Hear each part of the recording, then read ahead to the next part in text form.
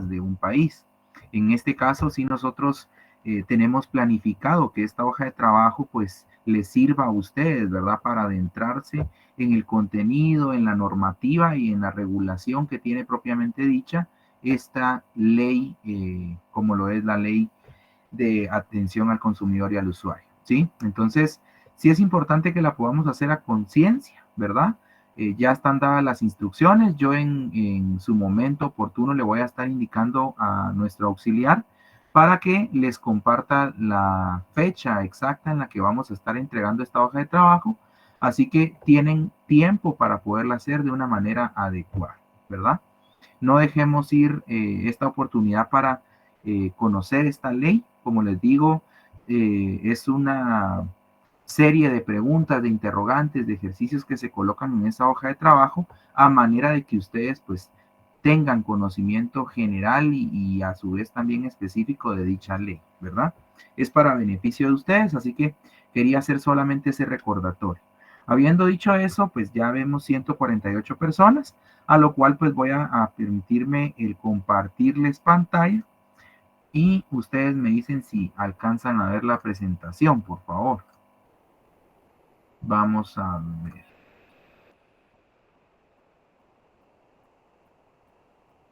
¿Se alcanza a ver ahí, compañeros? Sí, licenciado. Sí, licenciado. Vale. Vean, nos quedamos en la última clase, ¿verdad? Estábamos viendo de manera sucinta un resumen de lo que hemos abordado acerca de las sociedades mercantiles, ¿verdad? La sociedad mercantil como un comerciante social. En ese caso, pues ya vimos nosotros que una sociedad mercantil pues va a constituirse a través de un contrato mercantil, ¿verdad? Conocido como la sociedad mercantil. Aunado a esto puede adquirir alguna de las formas mercantiles que se estipulan en el artículo 10. Asimismo, vimos también que la sociedad mercantil debe de constar en escritura pública, ¿verdad? Como un requisito esencial para su validez. Y esto nosotros lo encontramos plasmado en el artículo 16 del Código de Comercio. Aunado a eso, compañeros, nosotros también entramos a ver sobre cuál es el plazo en el cual se tiene que emitir el testimonio de esa escritura pública y debe de ser presentado ante el registro mercantil para su respectiva inscripción. Esto nosotros lo vimos específicamente en el artículo 17 que regula el registro del testimonio de la escritura constitutiva, ¿verdad? Que nosotros tenemos el tiempo o el plazo dentro del mes siguiente a la fecha en que se elaboró, a la fecha en la que se celebró dicha escritura para presentar este testimonio, ¿sí? En este caso, pues, sí es un tiempo, es de los pocos casos donde la legislación nacional nos establece un plazo para presentar un testimonio de una escritura pública, ¿verdad? Entonces, es para que ustedes lo tomen en cuenta y tengamos la relación, compañeros, del artículo 16, hagamos un llamado ahí, específicamente en la frase donde dice, se harán constar en escritura pública, en el artículo 16, en el primer párrafo, donde se menciona escritura pública, nosotros hagamos un llamado donde se indique que es un requisito esencial para su validez, ¿sí? Esto también el llamado es para el artículo 1577 del Código Civil, ¿sí? Repito, el llamado en el artículo 16, en el apartado donde está la frase escritura pública, nosotros agregamos de que o anotamos de que es un requisito esencial para su validez y asimismo hacemos el llamado con el artículo 1577, ¿sí? 1577 del Código Civil. ¿Estamos? Entonces, ya vimos también acerca de que los cónyuges sí pueden constituir entre sí con terceros una sociedad mercantil. Eso está en el artículo 19. Ahora bien, nos vamos a pasar, compañeros, a el artículo 24. Este es un artículo muy importante que quiero que abordemos antes de entrar a los derechos de los socios, ¿sí? En el artículo 24, si ya estamos ubicados en el mismo, encontramos lo que es el plazo, ¿sí?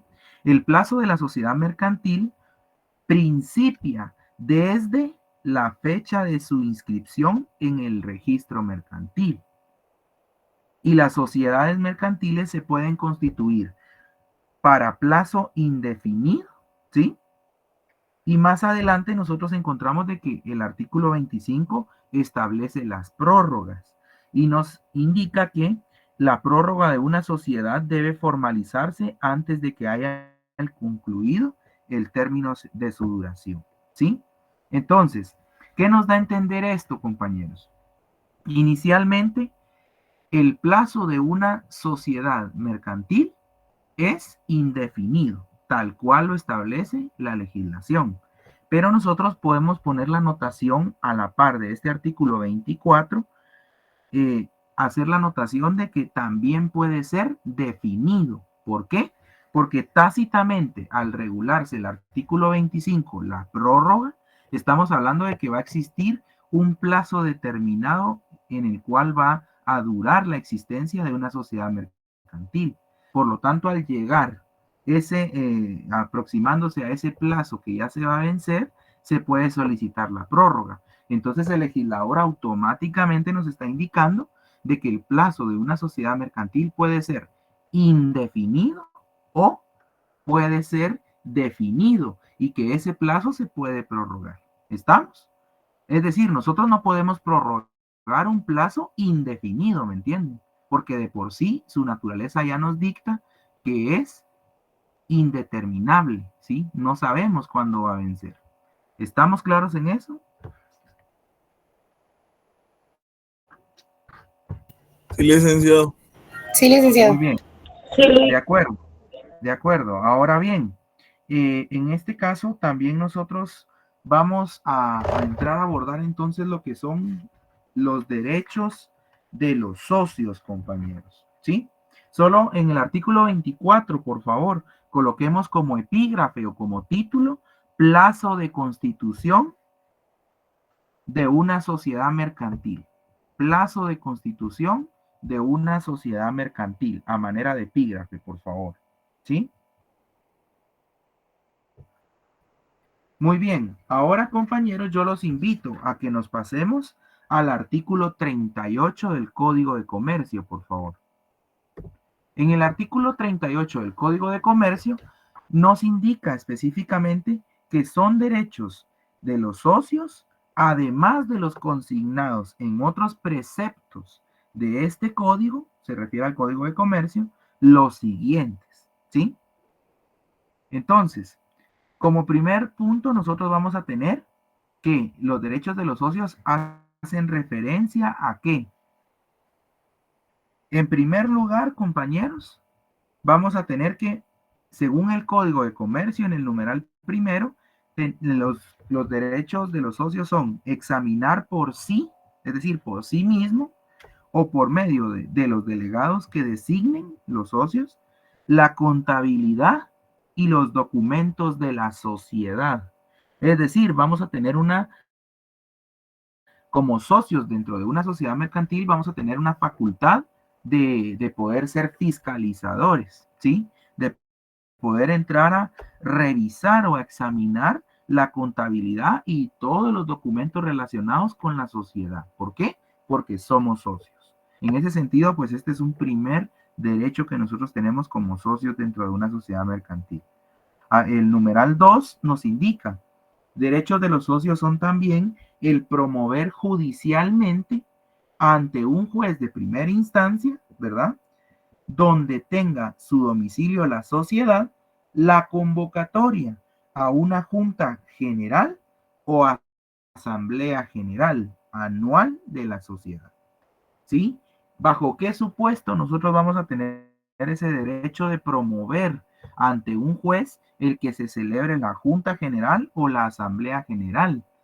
En este caso, el supuesto va a ser que si ya se pasó la época de celebrarse la Asamblea General o la Junta General, en este caso, según el contrato, es decir, la escritura constitutiva de la sociedad, o transcurrido más de un año desde la última Junta General o Asamblea General, los administradores, ¿sí?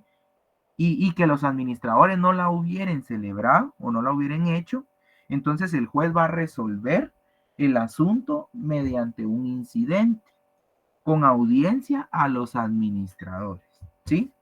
Básicamente acá nos están dando a entender, compañeros, de que los socios tenemos la facultad de que si no se ha celebrado la Junta General o la Asamblea General, según sea el caso, anual, ¿verdad? Porque siempre tiene que haber una Asamblea General anual de una sociedad. Y más adelante vamos a ver el por qué. Pero si no se celebra esa asamblea, hay dos supuestos. Una es de que ya se haya pasado la época en la que se tenga que celebrar esta asamblea o esta junta general. O la otra es de que haya transcurrido más de un año, ¿sí? Desde la última junta general o desde la última asamblea general, y los administradores no la han celebrado, ¿sí? Recordemos de que la responsabilidad de los administradores es, valga la redundancia, administrar el qué hacer, el objeto, el funcionamiento de una sociedad. Y está en responsabilidad de ellos, entonces, el convocar a los socios de una sociedad mercantil a que se celebre la Junta General o la Asamblea General de Socios. Entonces, ¿qué pasa si no se celebra? Entonces yo como socio puedo acudir ante un juez y acá el código nos establece qué tipo de juez. Tiene que ser un juez de primera instancia, no puede ser un juez de paz, por ejemplo.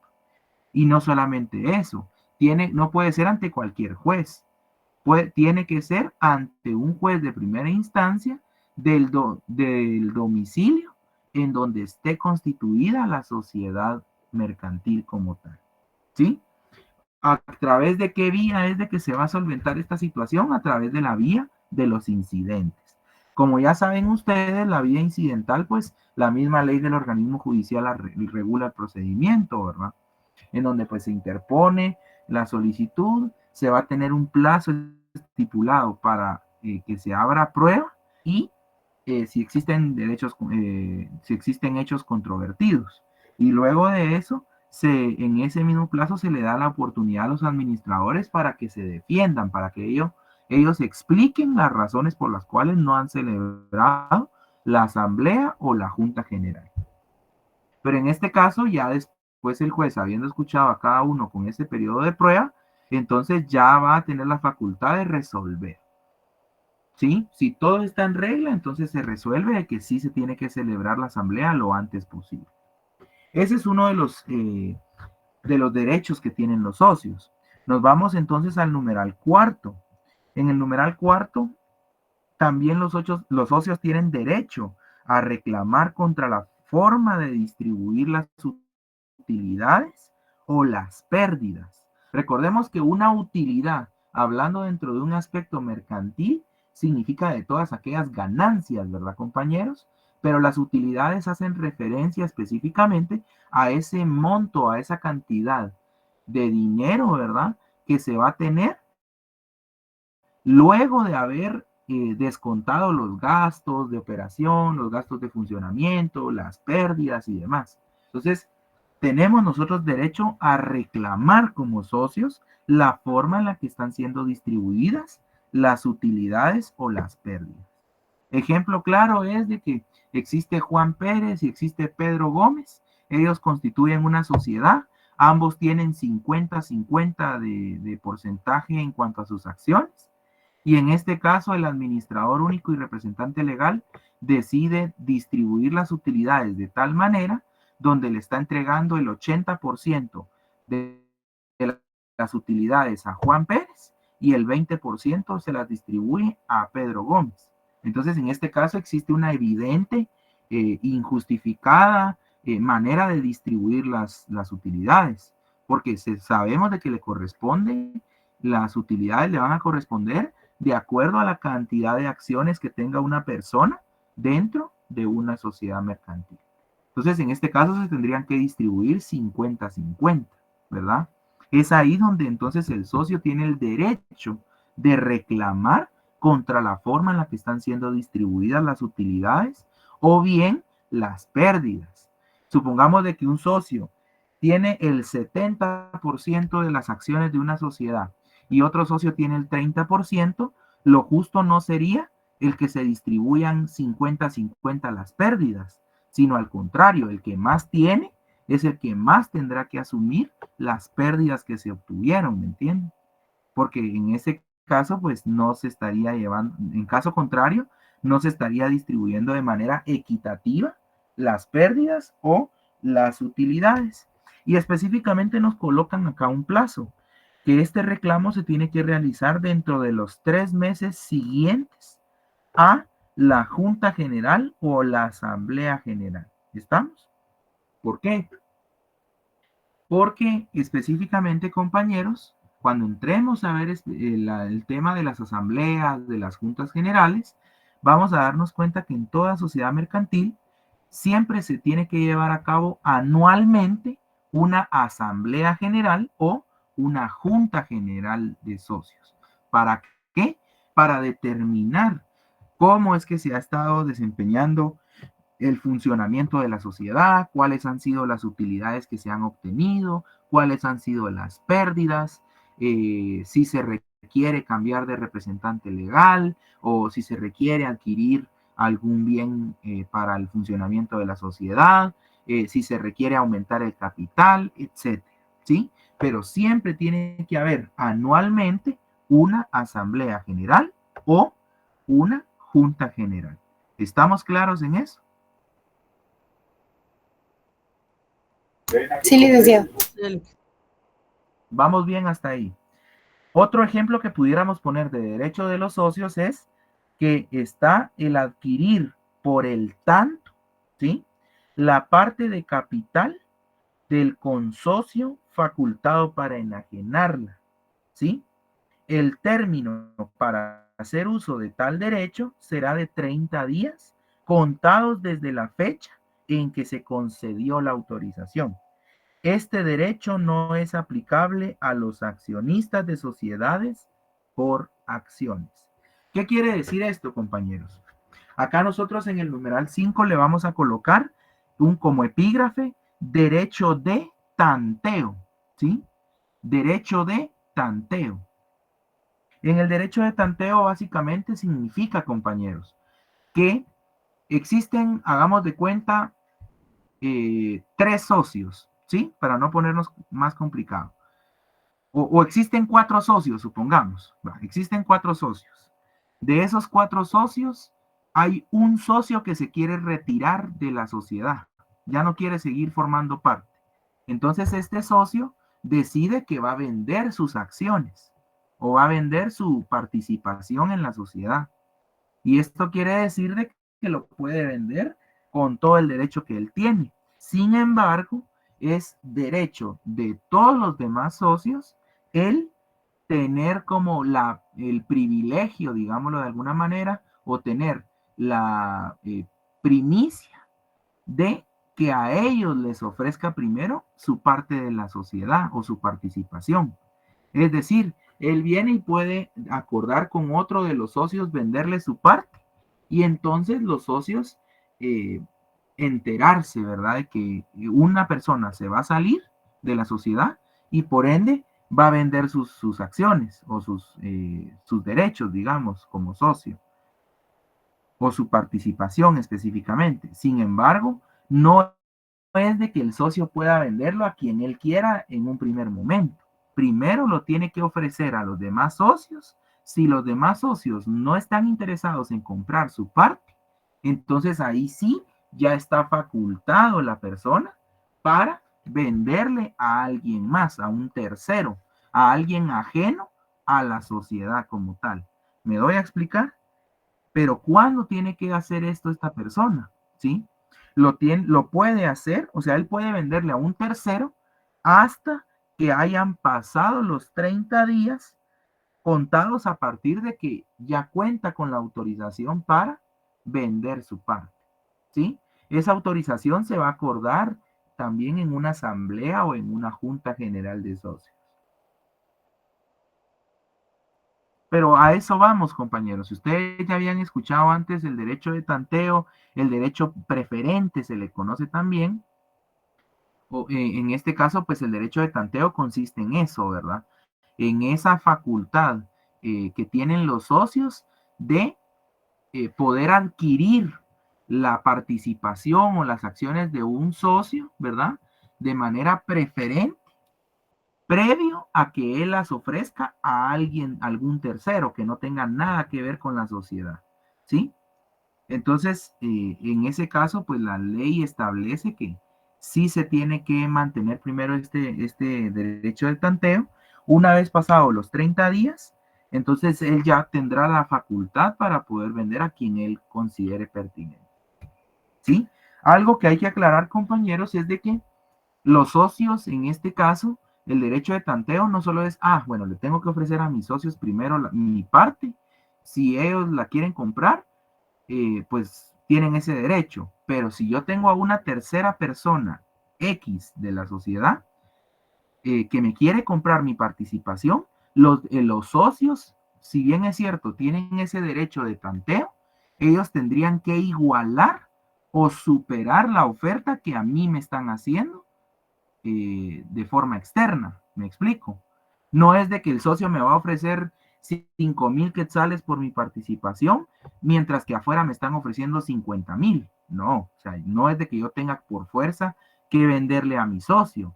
No, yo puedo vender en todo caso. Si pasan esos 30 días y los socios no igualan o mejoran la oferta, entonces yo ya tendría la autorización para venderle a esa tercera persona. ¿Sí? ¿Estamos claros con esto? Sí, licenciado. De acuerdo. Entonces, así como tenemos derechos, yo acá les enuncio algunos, ¿verdad? En el artículo 33 decíamos que básicamente tenemos como socios derecho a participar en las utilidades, pero también a participar en las pérdidas, ¿verdad, compañeros? Asimismo, el socio puede exigir a la sociedad el reintegro de los gastos en que incurre por el desempeño de sus obligaciones para con la misma sociedad.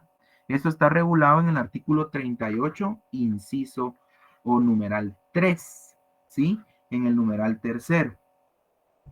Asimismo, está el derecho de tanteo, que ya se los estaba explicando, que este derecho no es aplicable a las sociedades accionadas, ¿sí? Esto está en el numeral quinto, y tenemos derecho a reclamar la forma en la que se están distribuyendo las utilidades o las pérdidas. Nos damos cuenta que en el número 1 encontramos el derecho a participar en las utilidades, ¿sí? El derecho a participar en las utilidades. ¿Estamos? Eso es algo muy importante, compañeros. Ahora bien, Disculpe. ¿sí? Entonces, el inciso 3 sería el tanteo, ¿verdad? Inciso 5 es el derecho de tanteo. Ok.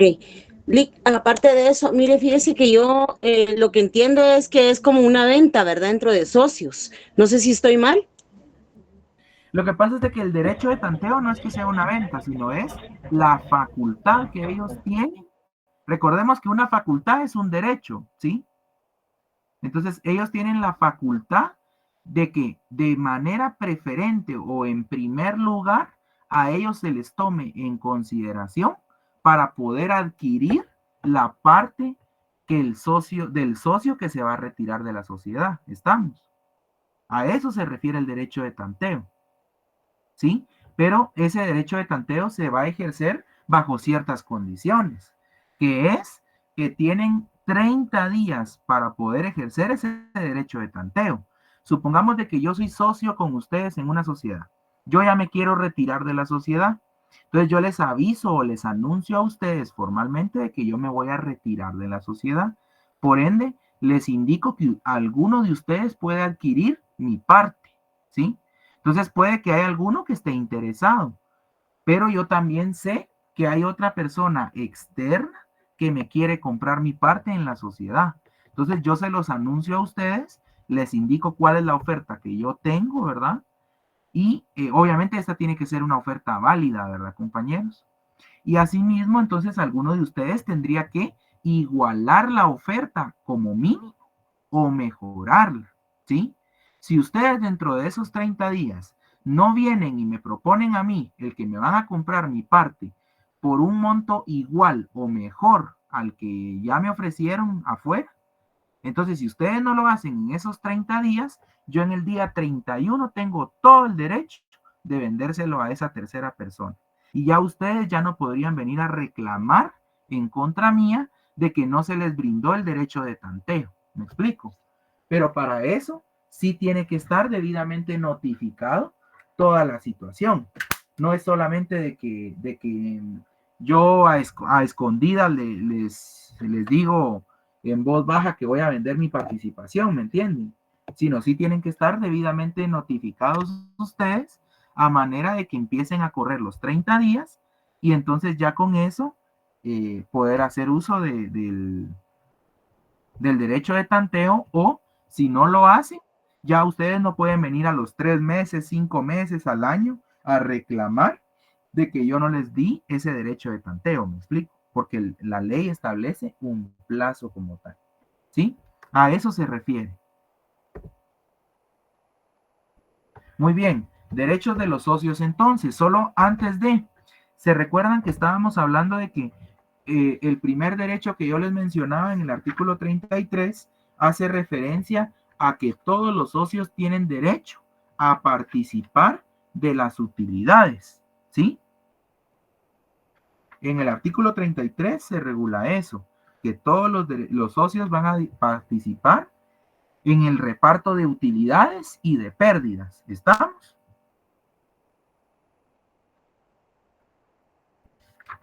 Ahora bien, ¿qué pasa si nosotros somos socios, pero no le repartimos a uno de los compañeros su parte? ¿Sí? Nosotros estaríamos cayendo en el artículo 34, en lo regulado en el artículo 34, el famoso pacto leonino, ¿sí? Repito, pacto leonino. Pongámosle a ese artículo 34 como epígrafe, pacto leonino. Y este pacto leonino consiste en que son nulas y se tienen por no puestas las cláusulas de la escritura social en que se estipule o se regule, ¿verdad?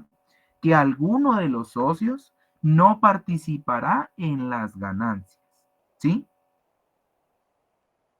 ¿Estamos en ese sentido?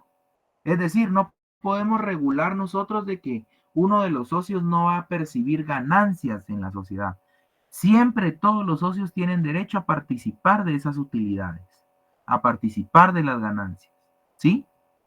Nadie se puede quedar fuera sin ninguna ganancia. ¿Por qué? Porque estamos ante un comerciante social, estamos ante un objeto comercial, mercantil, cuyo principio se rige por el fin lucrativo, ¿verdad, compañeros? Ahora bien, en relación al derecho de los socios, ya caímos entonces de que los derechos van a tener, primero, derechos de contenido corporativo. ¿A qué se hace referencia con esto? A que esto va a tener una finalidad en que se van a hacer efectivos, ¿sí? O sea, que se van a llevar a cabo todos aquellos derechos pecuniarios o de contenido patrimonial. Es decir, van a consistir en todos aquellos derechos que son económicos, ¿sí? ¿Cuáles son los que están regulados específicamente en el artículo 38 del Código de Comercio? Están regulados específicamente en el numeral 1 y en el numeral 2. En el primero es examinar por sí o por medio de los delegados que se designen la contabilidad y los documentos de la sociedad, así como enterarse de la política económica financiera de la sociedad como tal. ¿Qué otro tenemos como este ejemplo a esos derechos relacionados con un contenido corporativo? Es de que podemos promover ante un juez de primera instancia donde tenga su domicilio en la sociedad la convocatoria de una junta general o una asamblea general anual de la sociedad, ¿sí? Que es algo que ya vimos. Así como tenemos entonces derechos, vamos a tener obligaciones. Y es ahí cuando pasamos nosotros a el artículo, vamos a ver, vamos a pasar nosotros a verificarlo primero. Vamos a ver antes de pasar a las obligaciones de acuerdo al código. Una obligación para un socio, compañeros, vamos a ver nosotros de qué. Para empezar, una obligación es aquella prestación que se tiene que cumplir, ¿verdad? De manera obligatoria. En este caso, la prestación puede ser o consistir en hacer o dar un aporte, ¿sí? Hacer o dar. Entonces, caemos en cuenta en que cada socio tiene la obligación de aportar o de dar un aporte a la sociedad mercantil mediante, tiene dos opciones, mediante su trabajo, ¿verdad? O su intelecto. Y por otro lado, tiene la opción de dar capital, es decir, de dar dinero a que se haya obligado en la escritura social. Es decir, yo al momento de celebrar una escritura social en donde estoy constituyendo una sociedad mercantil, me estoy comprometiendo como socio a que yo voy a dar una aportación o yo voy a hacer una aportación. El hacer consiste en que voy a dar mi intelecto, mis conocimientos, mi trabajo. Es decir, yo voy a dar un aporte que va a consistir en hacer algo, ¿sí? De acuerdo a mi experiencia y de acuerdo a los conocimientos que pueda tener. Y por otro lado, tengo la opción de yo aportar con capital, con dinero, ¿sí? Específicamente, en este caso tenemos nosotros entonces lo que son los tipos de aporte que puede dar un socio a una sociedad mercantil. Y en este caso, el primero de ellos es el aporte de industria, ¿sí? El aporte de industria. ¿En qué consiste este aporte de industria? Consiste en el trabajo que debe de realizar el socio industrial. ¿Cómo se le va a conocer al socio que da un aporte de industria? Socio industrial, ¿sí? Este socio lo que va a hacer es aportar trabajo de parte suya, ¿sí? Para que la sociedad pueda cumplir con el objeto para el cual fue creada. ¿Estamos? Entonces, nosotros constituimos una sociedad que se va a dedicar a llevar las cuentas y todo el tema tributario de otras sociedades o de otras personas. Y entonces, dentro de nuestros socios está una persona que es titulada como contador público y auditor, ¿verdad? O como administrador de empresas. Entonces, ellos pueden perfectamente brindar su trabajo, su experiencia, su modelo de negocio, su modelo de trabajo, a manera de que la sociedad lleve a cabo el fin para el cual fue constituido.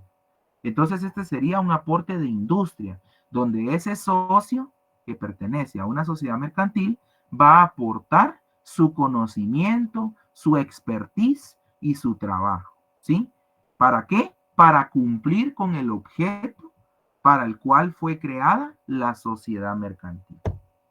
¿Qué otro tipo de aporte vamos a tener nosotros? ¿Sí? El aporte de capital.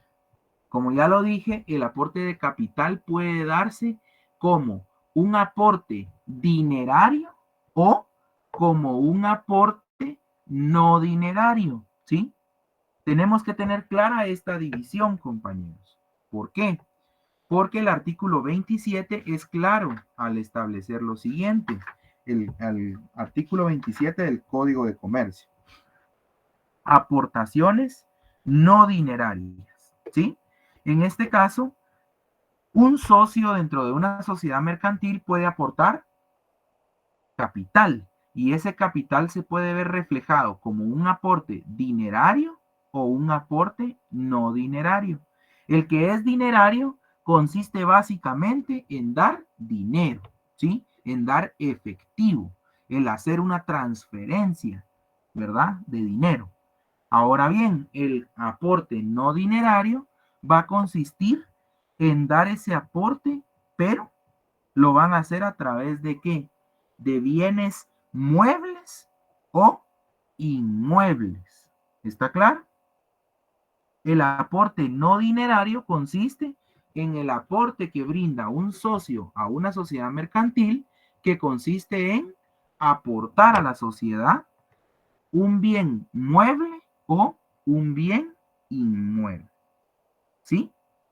No solamente eso, puede aportar también una patente de invención, puede aportar los estudios de prefactibilidad o factibilidad, ¿sí? Y puede aportar cualquier otro bien que no sea dinero. ¿Estamos? ¿Estamos claros en eso? Básicamente, el aporte de capital, como les decía, va a consistir en un aporte dinerario y un aporte no dinerario, ¿sí? El dinerario es la forma más común de hacer aportes de capital a una sociedad anónima, es decir, de dar dinero, ¿sí? Ahora bien, este consiste en entregar dinero en efectivo, ¿verdad? En la cantidad, en la forma y en el plazo que pactaron en la escritura social de constitución de esa sociedad anónima. Ahora bien, el aporte no dinerario, esta es una forma poco común, pero que también se da, en donde el aporte no dinerario puede consistir en aportar a la sociedad bienes muebles, inmuebles, patentes de invención, marcas, etcétera, ¿sí? Así como nombres comerciales, valores inmobiliarios, acciones de otras sociedades, ¿verdad? Créditos que tengan a su favor, estudios de prefactibilidad y factibilidad, siempre que estos estudios sean susceptibles de tener una valoración pecuniaria, ¿sí? Todo aquello que se pueda valorar en dinero, ¿sí? Va a ser sujeto a que pueda ser aportado como un aporte no dinerario a una sociedad mercantil. Eso es como parte de las obligaciones de los socios, ¿sí? Entonces, ¿qué otra obligación vamos a encontrar nosotros para los socios? ¿Sí? ¿Qué otra obligación encontramos? Encontramos la obligación de saneamiento. Ustedes esto en derecho civil ya lo vieron. Sin embargo, acá se aplica también el famoso saneamiento. ¿Y en qué consiste el saneamiento? Es la obligación exclusiva del socio capitalista, escúchese bien, del socio capitalista que está comprometido a garantizar a la sociedad mercantil el dominio útil, ¿sí? De los bienes que fueron aportados a la sociedad y que ninguna otra persona, ¿verdad? Ningún tercero puede perturbar la posesión, el uso, el goce y el disfrute de esos bienes, ¿sí? ¿Estamos claros en eso? Es decir, yo tengo una casa, por ejemplo. Decidimos nosotros establecer una sociedad anónima. Y entonces yo les digo, miren compañeros, yo ahorita la verdad es que no tengo dinero en capital o en efectivo que aportar a la sociedad. Sin embargo, como todos estamos decidiendo que vamos a aportar $500,000 de quetzales, entonces yo les propongo el aportar una casa que yo tengo a mi nombre, ¿verdad? Inscrita en el Registro General de la Propiedad, a mi nombre, y esa casa pues tiene un valor de 600,000 quetzales. Entonces ustedes van a decir, ah, bueno, sí, apórtela, no hay ningún problema porque incluso vale más de lo que nosotros estamos aportando en dinero, ¿sí? Entonces estamos de acuerdo. Pero resulta que yo esta casa la compré, pero la casa tiene un gravamen a favor de un banco del sistema nacional. Y entonces ustedes al momento de que ya estamos nosotros ahí en la sociedad y demás, oh sorpresa, llegan un día, yo me quedé insolvente ante el banco y entonces el banco decide ejecutar esa casa, ¿verdad? ¿Por qué? Porque yo no terminé de pagar el préstamo que había sacado y con el cual yo había garantizado por medio de la casa que yo aporté a la sociedad. Entonces, como yo a ustedes los voy a afectar porque esa casa ya no va a estar aportada o ya no va a ser propiedad de la sociedad. Esa casa va a pasar a formar parte del patrimonio del banco, ¿sí? Entonces ahí básicamente yo tengo la obligación de saneamiento, es decir, tengo la obligación o de cubrir el monto del valor que representaba esa casa que fue aportada a la sociedad, o en todo caso, pues tengo que responder ante ustedes por esas obligaciones que no he cubierto. Pero el saneamiento en eso consiste, me explico, que uno se hace responsable por todos aquellos bienes que va a aportar a la sociedad mercantil. ¿Qué otra obligación tenemos? Así como hay una obligación de hacer o dar, tenemos la obligación de no hacer, ¿sí? La obligación de no hacer. Y estas están establecidas en el artículo 39 del Código de Comercio, que específicamente son consideradas como prohibiciones, ¿sí? Muy bien, prohibiciones entonces. ¿Qué prohibiciones podemos ver nosotros? Como primer punto o numeral primero, vemos de que en el artículo 39 se establecen las prohibiciones para los socios y es prohibido a los socios el usar el patrimonio o la razón o denominación social para negocios ajenos de la sociedad. Es decir, yo tengo una sociedad con ustedes y nosotros tenemos una importadora y una importadora de carros, ¿sí? Y ya tenemos alto prestigio, ya somos reconocidos a nivel internacional, etcétera, ¿sí? Pero entonces yo vengo y me doy cuenta que tengo bastantes clientes que no están interesados en negociar con la sociedad, sino específicamente conmigo. Entonces, yo, Luis Díaz, vengo y me quiero pasar de listo, ¿verdad? Ustedes. Y les digo, no, miren que yo soy la importadora internacional Díaz y asociados, etcétera, ¿verdad? Y entonces, en ese caso, yo pretendo vender los vehículos a nombre propio, pero ante mis clientes yo lo estoy haciendo a través de utilizando la denominación social de mi sociedad mercantil. Y entonces si lo hago así, esa venta, las ganancias de esa venta tendrían que distribuirse dentro de quienes, dentro de todos los socios. No me la podría quedar solamente yo. Sin embargo, si yo realizo esa conducta, entonces yo estoy incurriendo en una prohibición expresa por parte de el Código de Comercio, ¿verdad? Que también puede estar contemplada en la escritura social. Asimismo, también tiene prohibido el numeral tercero ser socio de empresas análogas o competitivas o emprenderlas por su cuenta o por cuenta de terceros, si no es con el consentimiento unánime de los socios.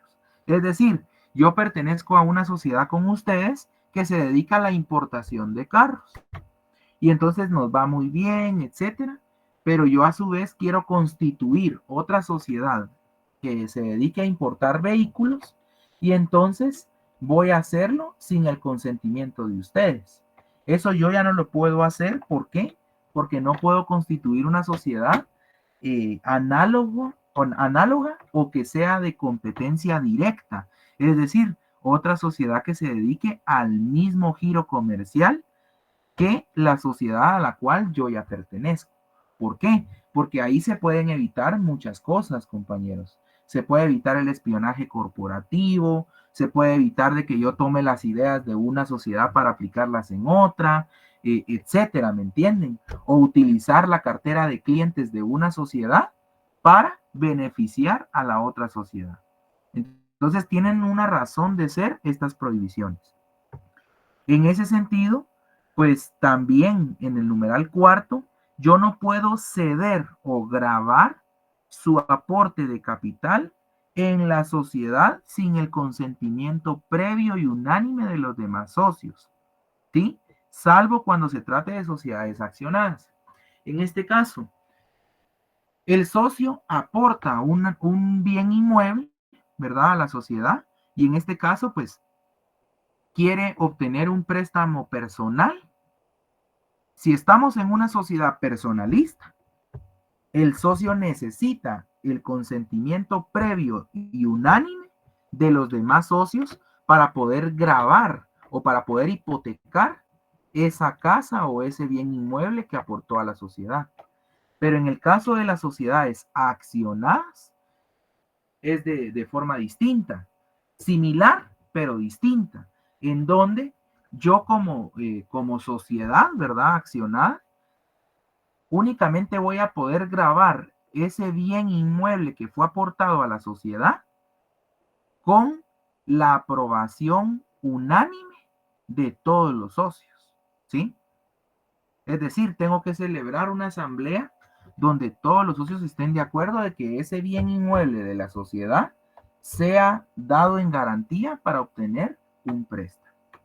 ¿Sí? Entonces estas son prohibiciones, compañeros. Son prohibiciones que a su vez son obligaciones de no hacer. Muy bien. ¿Vamos hasta acá claros con el tema, compañeros?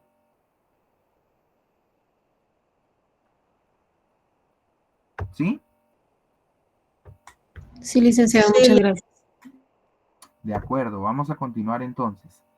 Ahora bien, vamos a entrar a un tema muy importante. Este tema consiste en el capital social de una sociedad mercantil. ¿Sí?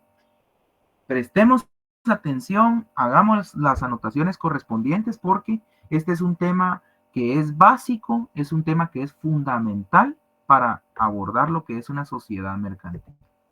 Para ello, primero nos vamos a preguntar entonces, ¿qué es el capital social? ¿Sí? El capital social consiste en la suma de aportaciones.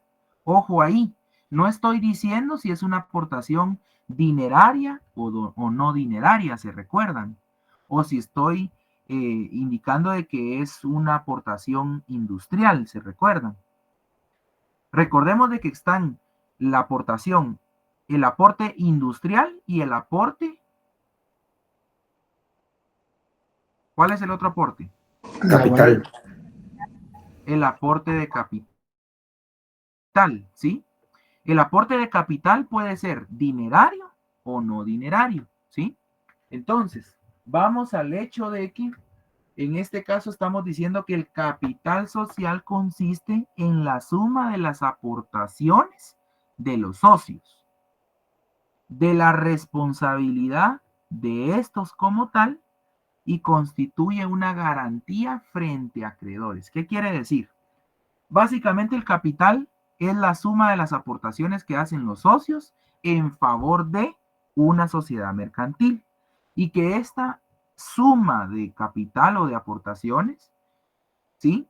Va a constituirse como una garantía para el cumplimiento de cualquier responsabilidad que nosotros tengamos con algún acreedor, ¿sí? Es decir, nosotros como sociedad decidimos sacar un préstamo bancario, ¿verdad? Entonces, en este caso vamos a obtener el préstamo, vamos a dar en garantía, ¿verdad? Uno de los inmuebles que nosotros tenemos aportados en nuestra sociedad. Y entonces vamos a respaldar ese préstamo con todas nuestras ganancias y además de eso con el bien inmueble que se está dando en garantía. O bien puede ser únicamente garantizar esa obligación únicamente con el bien que se está dando en garantía. Pero ¿qué pasa si nosotros no tenemos bienes en la sociedad?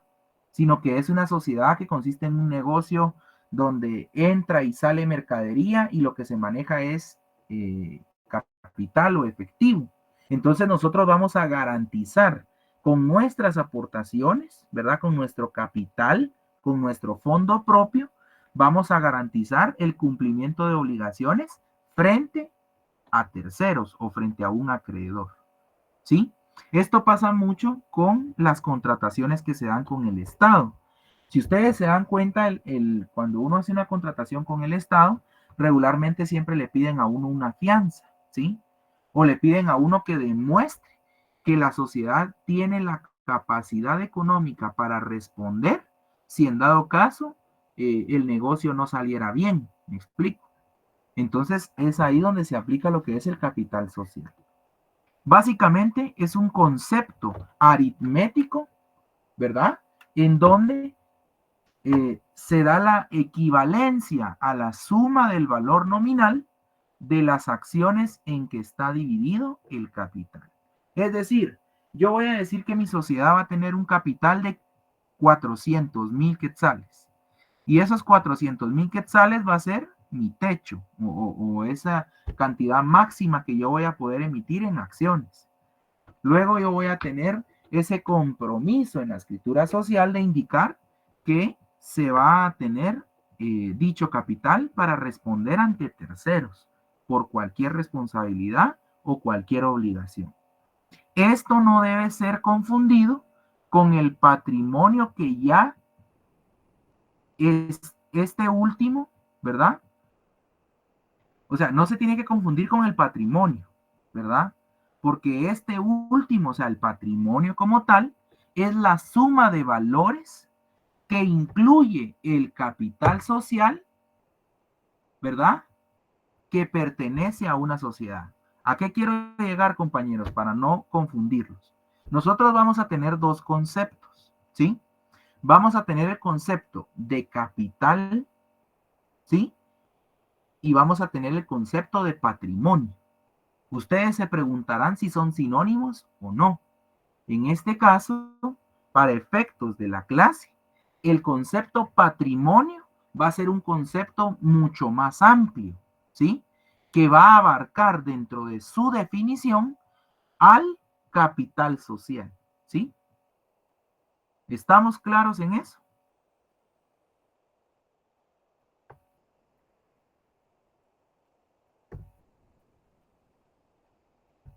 Sí, licenciado. Muy bien. Gracias ahí para quienes responden, ¿oyeron?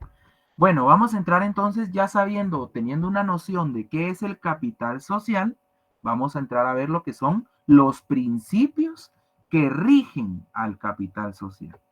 Y el primero de ellos es la garantía del capital social, ¿sí? ¿Cuál es ese principio? El principio de garantía del capital social.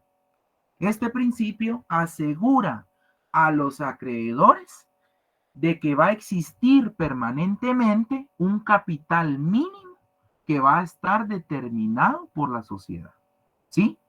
Entonces el principio que va a regir al capital social es la garantía del capital social, que consiste básicamente asegurar esa existencia de un capital mínimo que va a ser determinado y que va a estar ahí de forma permanente. ¿Para qué?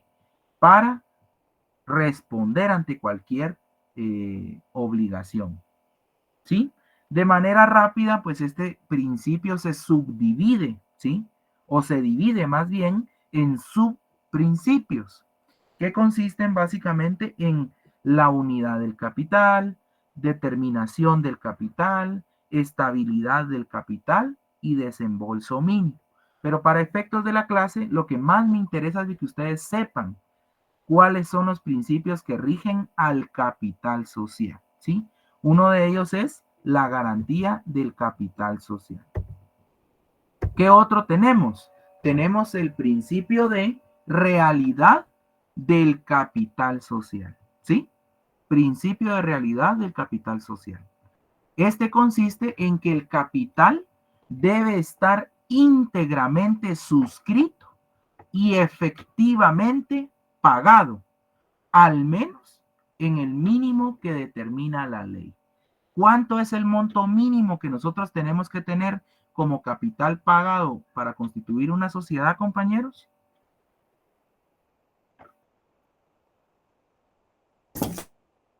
200, si no estoy mal. 200 quetzales, compañero. Efectivamente, 200 quetzales es el mínimo que nosotros tenemos que tener pagado.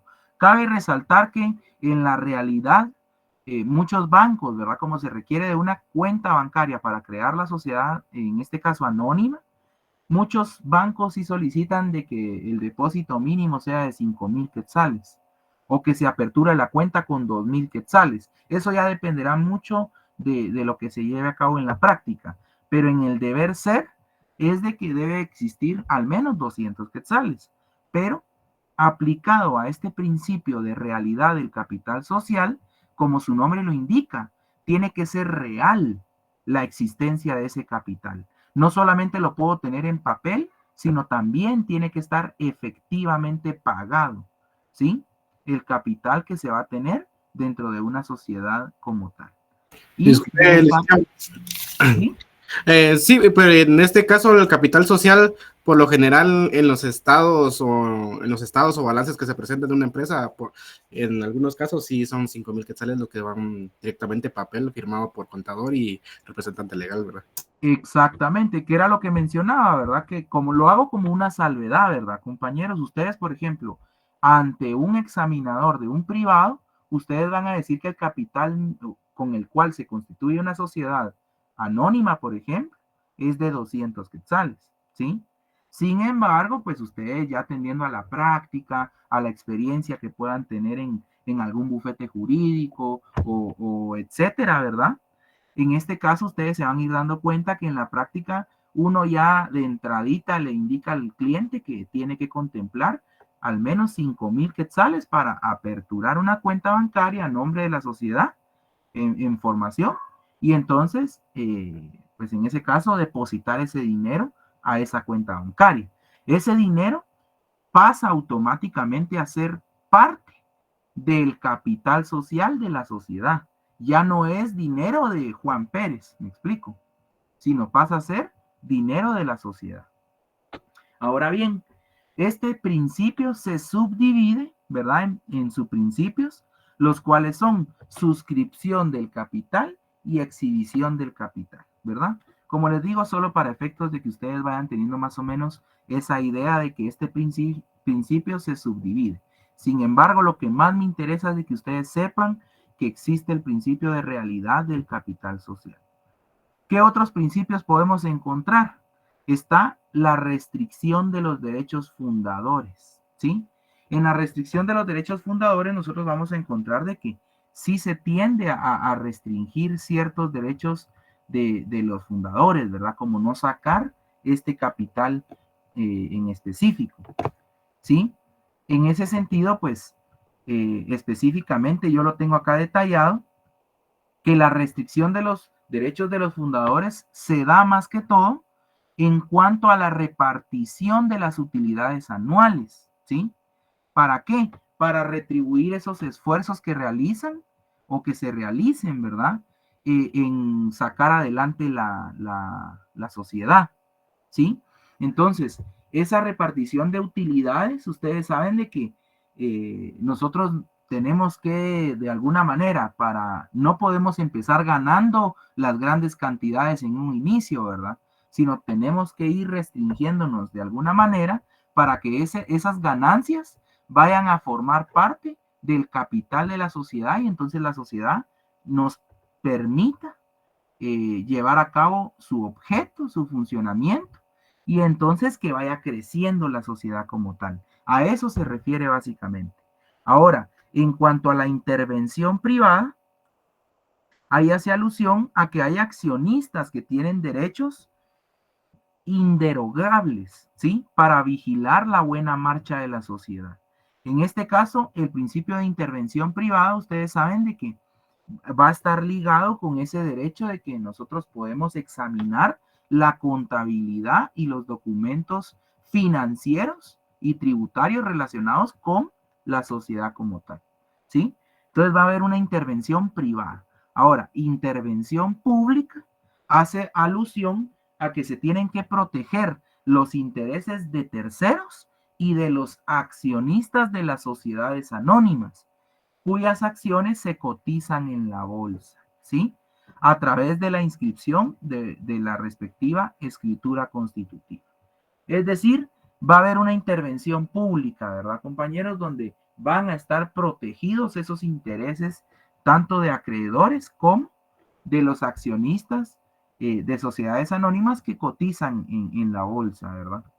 A eso se refiere específicamente en cuanto a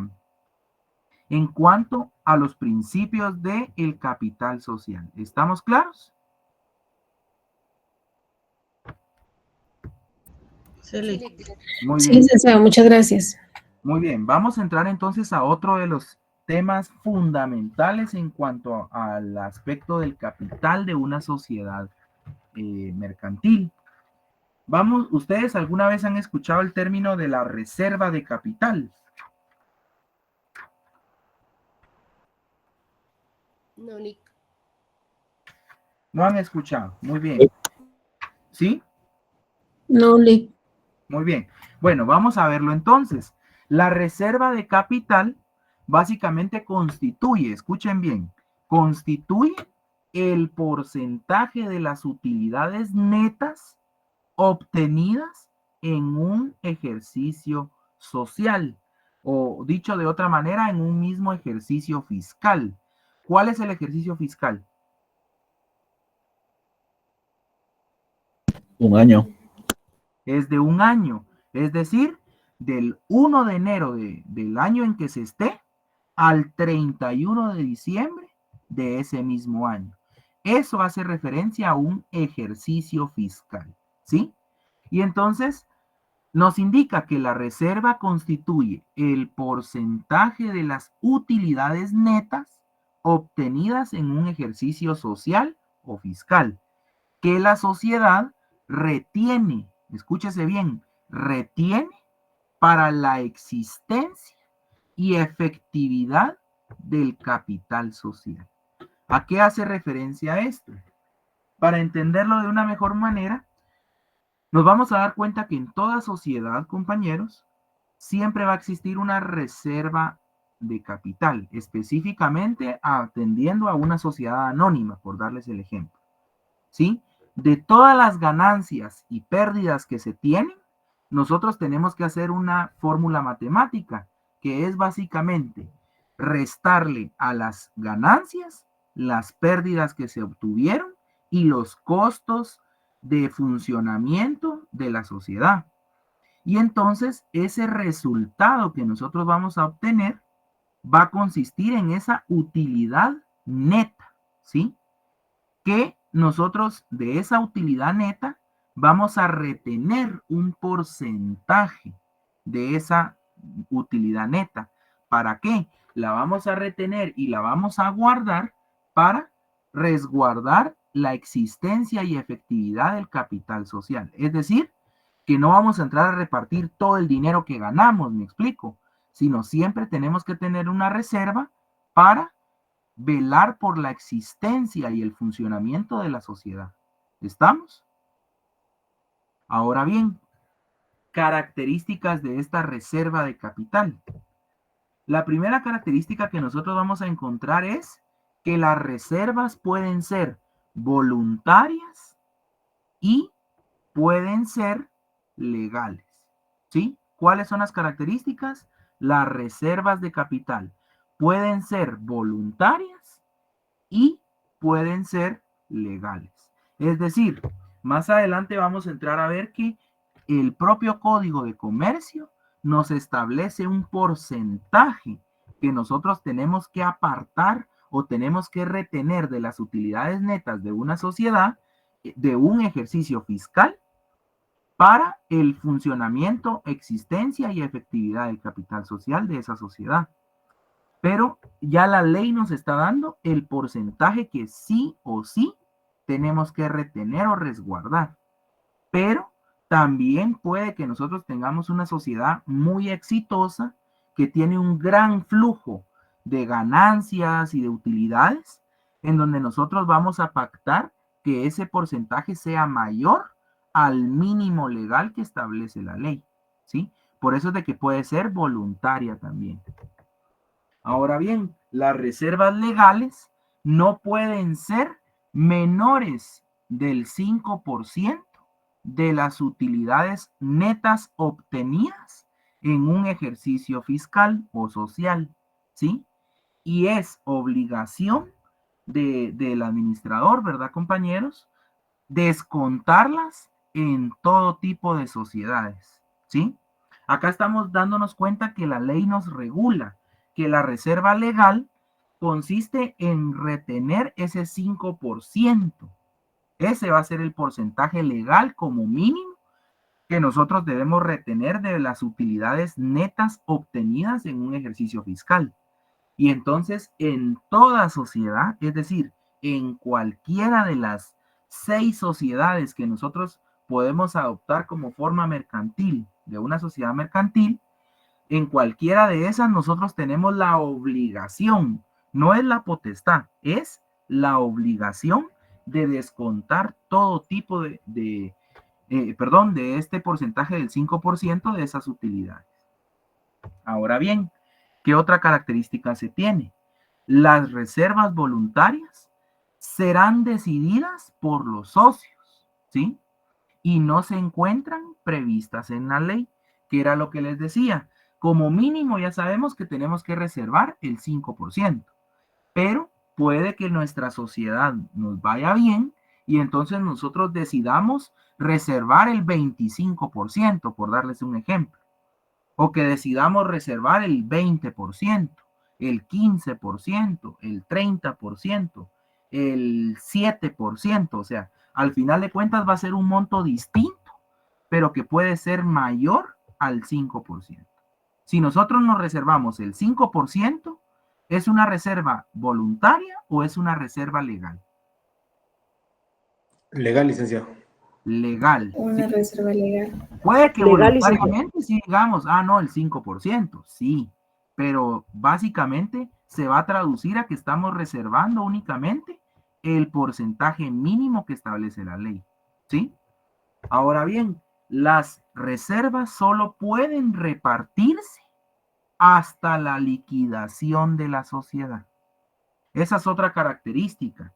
Si a ustedes les preguntan, mire compañero, la reserva de capital se puede repartir en algún momento estando en sociedad, sí licenciado o no licenciado, va a depender mucho de cómo ustedes fundamenten su respuesta, ¿verdad? Ustedes pueden indicar, no licenciado. La ley establece que siempre se tiene que reservar el 5% de las utilidades netas obtenidas en un ejercicio fiscal para la existencia y efectividad del capital social de una sociedad. Sin embargo, la ley permite que al momento en que se va a liquidar una sociedad, entonces ahí se pueden distribuir el porcentaje de la reserva legal, ¿sí? O pueden decir, sí, licenciado, al momento en que se lleve a cabo la liquidación de la sociedad mercantil, sí se puede repartir el monto que se tiene reservado en calidad de reserva de capital. ¿Me entienden? O sea, todo va a depender de cómo ustedes respondan, pero la respuesta va a ser la misma, que solo se puede dar la repartición de una reserva legal o de capital hasta la liquidación de la sociedad como tal. ¿Sí? Eso es en cuanto a la reserva legal, compañeros. Algo que también tienen que saber ustedes, y esto pues está también regulado en el Código de Comercio, y es que lo que se permite, escúchese bien, lo que se permite es capitalizar las reservas. O sea, viene siendo como que una liquidación, digámoslo así, pero no vamos a finalizar la sociedad, sino que vamos a capitalizar la reserva que nosotros tenemos en nuestra sociedad. ¿En qué momento? Siempre que, como resultado de su acumulación, se hayan excedido sobre el 15% del capital social al cierre del ejercicio inmediato anterior. ¿Qué ejercicio? Del ejercicio fiscal, ¿sí? Del año, digámoslo así, sin perjuicio de seguir descontando el 5% como mínimo. ¿Qué quiere decir esto, compañeros? Escuchen bien. Nosotros tenemos una sociedad, ¿sí? Si nosotros tenemos como reserva de capital solo el 5%, nosotros no podemos capitalizar o liquidar esa reserva, ¿sí? No la podemos capitalizar. Es decir, capitalizar es distribuirla, ese porcentaje dentro de los socios, ¿sí?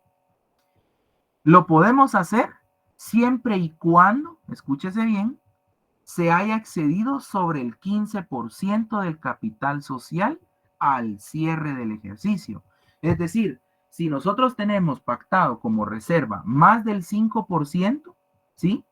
Tenemos que alcanzar a superar el 15% de la reserva para poder capitalizar ese dinero. ¿Sí?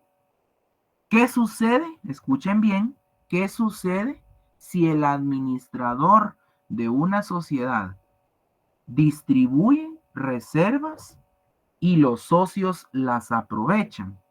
Es decir, Juan Pérez es el administrador de la sociedad. Viene él, tenemos solo el 5%, pero al momento de hacer las cuentas y demás de las ganancias, restarle los gastos, restarle las pérdidas, él viene y dice, bueno, tenemos 100,000 quetzales de ganancias como utilidades netas, pero él omite reservar el 5%. El 5% de 100,000 es que tenía que apartar 5,000 quetzales, ¿sí? Pero resulta que somos 5 socios. Entonces, él viene y reparte 20,000 quetzales parejo a todos los socios. Es decir, repartió 1,000 quetzales de esos 5,000 de la reserva que tuvo que haber apartado a cada uno de los socios. Y entonces vienen los socios, se dan cuenta de eso y aún así utilizan ese dinero para otro fin, ¿verdad? Para lo que ellos quieran. Entonces se están aprovechando o se están beneficiando de ese porcentaje. Vayámonos entonces al artículo 37 del Código de Comercio, ¿sí? Capitalización de la reserva.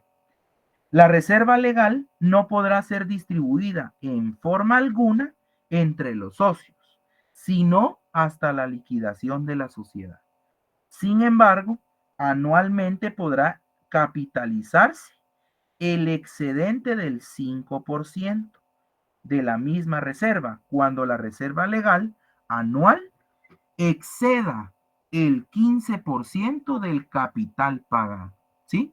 Al cierre de ese ejercicio inmediato anterior, sin perjuicio de la obligación de la sociedad de seguir separando el 5% anual correspondiente a la reserva legal a que se refiere el artículo anterior, ¿sí? Vayámonos al artículo anterior, es el artículo 36. Reserva legal. De las utilidades netas de cada ejercicio de toda sociedad, deberá separarse anualmente el 5% como mínimo para formar la reserva legal, con excepción de las sociedades de emprendimiento que no están sujetas a esta obligación. ¿Sí? Entonces, ya tenemos claro, compañeros, qué pasa si el administrador lo reparte indebidamente y los socios lo aprovechan. Tienen que reintegrar ese dinero, ¿sí? Tienen la obligación de reintegrar ese dinero. ¿Por qué? Porque siempre se tiene que apartar el 5% como una obligación legal que se establece para la reserva legal, ¿sí? Y algo muy importante, por favor, pongámosle atención. Artículo 36. Ahí pongámosle de epígrafe reserva legal, ¿sí? Y a un lado pongámosle no menos del 5%, ¿sí? Y algo que quiero que subrayen es la excepción que está ahí en ese artículo. Si se dan cuenta, la reserva legal, anteriormente nosotros habíamos dicho que la reserva legal se tenía que hacer en todas las sociedades, ¿sí? Bueno, no lo tengo acá de esa manera, pero la regla general es que la reserva legal aplica para las sociedades mercantiles, ¿sí? A excepción de una. ¿Cuál es esa excepción que se aplica en este caso? ¿A qué sociedad no tiene la obligación de hacer o llevar a cabo la reserva legal? Sociedades de emprendimiento. Sociedad de emprendimiento. Las La sociedad de emprendimiento. ¿sí? Las sociedades de emprendimiento entonces tienen esa característica peculiar, compañeros, que es básicamente que no tienen la obligación de apartar ese porcentaje de las utilidades netas obtenidas en un ejercicio fiscal anual, ¿sí? Básicamente nos están dando una característica que diferencia a la sociedad de emprendimiento de las demás sociedades. pero sí es importante porque la reserva legal se aplica parejo para las demás sociedades, a excepción de la sociedad de emprendimiento, ¿sí? Entonces, básicamente, pues en eso nos vamos a estar quedando el día de hoy, compañeros. Yo les agradezco mucho su atención, les agradezco mucho el estar ahí atentos a la clase. Gracias a los que están conectados y pues ya saben que estoy siempre para servirles. Vayamos siempre dando lectura a cada uno de los artículos del Código de Comercio y en ese sentido, pues vayamos repasando desde ya para que no se nos acumulen los conocimientos por aprender, ¿verdad? O repasar al momento de que se lleven a cabo los exámenes parciales. Vi que alguien levantó la mano, no sé si alguien quiere participar todavía o tiene alguna intervención. Sí, una última duda. A la hora de repartir las utilidades, ¿cómo se decide cómo se reparten? En este caso, compañero, gracias por la pregunta. Específicamente nosotros tenemos que, como accionistas o como socios, vamos a tener que celebrar una asamblea general o una junta general de socios, ¿sí? Si es en el caso de una sociedad anónima, va a ser una asamblea general de accionistas. Y en ese sentido, específicamente, la escritura social puede determinar cómo es que se van a distribuir. En un primer momento yo te podría decir de que las utilidades se van a repartir de acuerdo o proporcionalmente a la cantidad de acciones que tengas en la sociedad, ¿sí? Si tú tienes el 70% y hay 20 personas más que se distribuyen el 30% restante, básicamente de las utilidades, si nosotros tenemos 100,000 quetzales de ganancias en utilidades netas, a ti te tendríamos que repartir 70,000 y los otros 30,000 se van a repartir en las otras 20 personas. ¿Me explico? Esto se va a hacer de acuerdo y va a ser proporcional a la participación que tenga la persona en la sociedad como tal. Sí, normalmente así es como se distribuye. En ese ejemplo, digamos, los 100,000. De esos 100,000 utilidades, el 5% es el que se queda como reserva. Exactamente. Así es. El 95% restante, ¿verdad? Lo volvemos a dividir, el 70%. El 95% se convierte en ¿qué? En nuestro 100%, ¿sí? Ajá, correcto. Se convierte Entonces en se va nuestro ahí. 100% y entonces ahí sí ya se dividen de acuerdo a ese porcentaje que se tengan en acciones. Correctamente. Y se nota que siempre, a eso voy, solo quería hacer la acotación de que sí prestamos atención en la clase y específicamente no se nos tiene que olvidar de que siempre, sí o sí, como mínimo, vamos a tener que apartar el 5% por concepto de reserva legal. ¿A excepción de qué? A excepción de la sociedad de emprendimiento. No quiere decir que en la sociedad de emprendimiento no haya reserva legal, pero la variación es de que no van a tener la obligación de constituir reserva legal. ¿Estamos? Sí lo pueden hacer, pero no es de que tengan la obligación. María Jimena, adelante, por favor. Buenas noches, Lick. Una pregunta. ¿Esa reserva la sociedad la puede utilizar y la puede invertir o no se puede tocar? No se puede tocar porque vamos a ese mismo hecho. La reserva legal, como su nombre lo indica, es una reserva. Es algo que yo me voy a guardar como sociedad para cualquier eventualidad, me explico, para mantener a flote o para mantener en funcionamiento y asegurar de esa manera el que se siga cumpliendo con el objeto de la sociedad. ¿Estamos? Porque al momento de repartir las ganancias, cada socio va a hacer lo que quiera con sus ganancias. No necesariamente las va a mantener a favor de la sociedad, me explico. Por eso es de que la ley sí estipula y contempla de que se tiene que tener esa reserva legal para garantizar el funcionamiento y la existencia de un capital social con el cual va a responder la sociedad ante cualquier situación, ya sea con algún acreedor o que vaya a responder la sociedad para el propio funcionamiento como tal, ¿sí? En eso consiste básicamente la reserva legal. Así que, si quieren, compañeros, damos por concluida la clase del día de hoy. Yo agradezco muchísimo la participación de ustedes, la atención, como les decía, Les deseo una feliz noche, que descansen y que tengan Gracias, un día licenciado. reparado. Así que muchísimas gracias a todos. Que Dios les bendiga. Estén muy bien. Gracias, licenciado. Buenas noches. Gracias, licenciado. Feliz noche. Gracias. Feliz noche. Feliz noche, licenciado. Feliz noche, que descansen. Buenas noches. Feliz noche.